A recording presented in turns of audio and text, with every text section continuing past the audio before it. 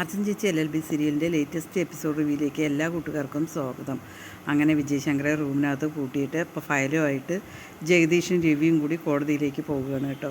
അതേസമയം അച്ചു ചന്ദ്രയും കൊണ്ട് കോടതി വളപ്പിലെത്തുകയാണ്. ചന്ദ്ര വിജയശങ്കറെ ഇങ്ങനെ തിരയുകയാണ് കേട്ടോ. അതേസമയം അർച്ചനയും ദീപ്തിയും കൂടിയിട്ട് അവിടെ എത്തുകയാണ്. അർച്ചനയെ കണ്ടതും ചന്ദ്രയ്ക്കാകെ ദേഷ്യം വരികയാണ് കേട്ടോ. ചന്ദ്രയോട് പോയി ചന്ദ്രയുടെ അടുത്തേക്ക് അർച്ചന പോയതും ചന്ദ്ര ചോദിക്കുകയാണ്, നിനക്കിപ്പോൾ സമാധാനമായില്ലേ എന്ന് ചോദിക്കുകയാണ് കേട്ടോ.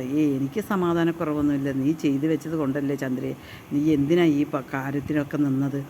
അത് മുക്കുവണ്ട കേസ് ഇരിക്കട്ടെ, അതിന് പുറമെയാണ് ആ വനിതാ പോലീസുകാരിയെ ഉപദ്രവിച്ച്, എന്തിനാ ചന്ദ്ര നീ ഇതൊക്കെ ചെയ്തത്? നിന്നോട് സഹതാപം മാത്രമേ എനിക്കിപ്പോൾ ഉള്ളൂ എന്ന് പറയും. നിന്നെ വിജയേട്ടൻ വരട്ടെ ശരിയാക്കും എന്നിങ്ങനെ പറയണം കേട്ടോ. അതേസമയം കോടതി കൂടുകയാണ്. കോടതി കൂടിയിട്ട് ജഗദീഷ് വക്കീൽ ഇങ്ങനെ പറയാണ്, കാര്യങ്ങളെല്ലാം പറയാണ്, ഇവർ കള്ളച്ചമച്ച് ഉണ്ടാക്കിയതാണ്. അതേസമയം ചന്ദ്ര ഇങ്ങനെ വിജയശങ്കറിനെ തിരയുന്നുണ്ട് കേട്ടോ. ഈ വിജയേട്ടനെ എവിടെ കാണാനില്ലല്ലോ പറഞ്ഞിട്ട് അവസാനം ജഗദീഷ് വക്കീലിനോട് രവിനോട് പറയുന്നുണ്ട്, നീ നിൽക്കുമോ, നീ വാദിക്കുകയോ ചോദിക്കും. ഇല്ല, ഞാൻ വാദിക്കില്ല, നിങ്ങൾ തന്നെ വാദിച്ചാൽ മതി എന്ന് പറയുന്നു കേട്ടോ. അതേസമയം എതിർഭാഗത്ത് അർച്ചനയും പറയും. അർച്ചന പറയുന്നതൊന്നും പക്ഷേ കേൾക്കണില്ല. ഇവർ രണ്ടുപേരും സംസാരിക്കുന്നത് കേൾക്കണില്ല കേട്ടോ. അർച്ചന പക്ഷേ അനുകൂലമായിട്ടാണ് എല്ലാം സംസാരിക്കുന്നത് കേട്ടോ. ജഗദീഷ് വക്കീൽ പിന്നെ പറയുന്നുണ്ട്, ഈ പോലീസിനെ അടിച്ച കേസ് അത് പറഞ്ഞ ഒരു വക്കീലും ആങ്ങളെയും പെങ്ങളാണ്, അത് അങ്ങനെ ഒരു ബന്ധവും കൂടി ഇവർക്കുണ്ട് എന്നിങ്ങനെ പറയണം.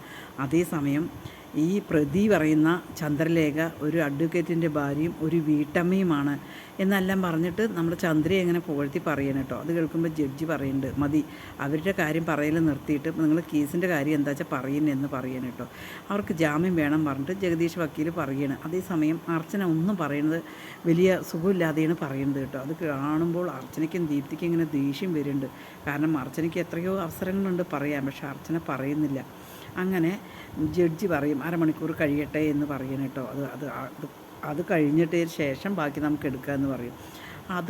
അപ്പോൾ ചന്ദ്ര വന്നിട്ട് ജഗദീഷിനോട് ചോദിക്കും, വിജയേട്ടൻ എവിടെ ചോദിക്കും. അപ്പോൾ ബാക്കി കാര്യങ്ങളൊക്കെ പറയണം. വിജയേട്ടൻ രാവിലെ തന്നെ ബാറിൽ പോയി ഫിറ്റായിട്ട് വന്നു, ഞങ്ങളങ്ങനെ അവിടെ അടച്ചിട്ടിരിക്കുകയാണ് എന്ന് ജഗദീഷ് വക്കീൽ പറയണം കേട്ടോ. എനിക്ക് ജാമ്യം കിട്ടുമോ എന്തോ അറിയില്ല എന്നിങ്ങനെ പറയുമ്പോൾ ജഗദീഷ് പറയുന്നുണ്ട്, എന്തായാലും കിട്ടും മേഡം, പേടിക്കണ്ട എന്നിങ്ങനെ പറയണം. എൻ്റെ ഈ കേസ് വാദിക്കാൻ വരാതെ വിജയേട്ടന് എങ്ങനെ തോന്നി എന്നെല്ലാം ചന്ദ്ര വിഷമിക്കുകയാണ് കേട്ടോ. അതേസമയം ചന്ദ്രയ്ക്ക് ഭയങ്കര വിഷമമുണ്ട്, കാരണം ജാമ്യം കിട്ടുമോ ഇല്ലയോ എന്നുള്ളത് അറിയാതെ. അതിനുശേഷം അച്ചു വന്നിട്ട് അർച്ചനയോട് ചോദിക്കുന്നുണ്ട്, ചേച്ചി എന്താണ് ഇങ്ങനെയൊക്കെ സംസാരിച്ചത്? ദീപ്തിയും പറയുന്നുണ്ട്, ഒരുപാട് അവസരങ്ങളുണ്ടായിരുന്നല്ലോ, എന്തുകൊണ്ടാണ് ഇങ്ങനെ സംസാരിച്ചത് എന്നിങ്ങനെ ചോദിക്കുമ്പോൾ അർച്ചന ഒന്നും പറയുന്നില്ല കേട്ടോ. അതിനുശേഷം കോടതി കൂടുകയാണ്. വീണ്ടും ജഡ്ജി ചോദിക്കും, നിങ്ങൾക്ക് എന്തെങ്കിലും പറയാനുണ്ടോ എന്ന് ചോദിക്കുമ്പോൾ അർച്ചന പറയും, ഞാൻ പറഞ്ഞ സ്റ്റാൻഡിൽ തന്നെ ഉറച്ചു നിൽക്കുകയാണെന്ന് പറയും. ദീപ്തിക്കും അച്ചുവിനും ഇങ്ങനെ ഭയങ്കര ദേഷ്യം വരുന്നു കേട്ടോ. ദേഷ്യം പറഞ്ഞാൽ പോരാ, അത്രയും ദേഷ്യം വരുന്നു.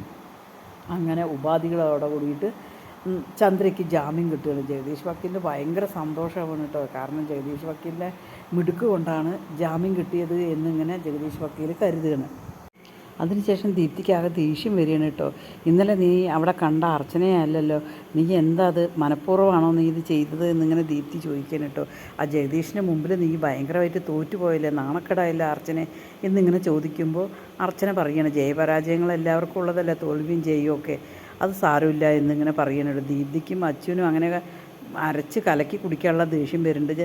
പക്ഷേ അർച്ചന മനഃപൂർവ്വം തോറ്റു കൊടുക്കുകയാണ്. കാരണം ചന്ദ്രയ്ക്ക് ജാമ്യം കിട്ടിക്കോട്ടെ, ചന്ദ്ര ഒരിക്കലും ഇനി ലോക്കപ്പിൽ നിന്നിട്ട് പ്രശ്നങ്ങൾ ഉണ്ടാക്കണ്ട എന്ന് കരുതിയിട്ടാണ് അർച്ചന ഇങ്ങനെ ചെയ്തത്.